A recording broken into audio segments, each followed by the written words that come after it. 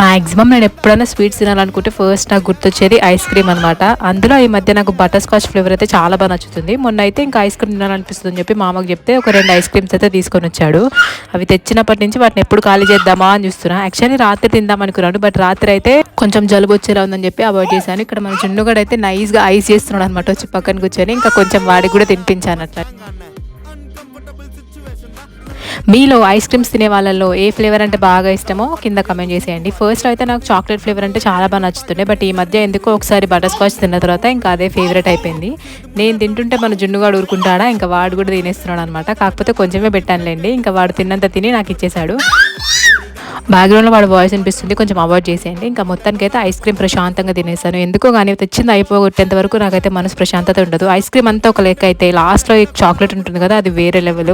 యుద్ధాలు జరిగినా కానీ లాస్ట్ పీస్ మాత్రం అస్సలు ఇవ్వరు.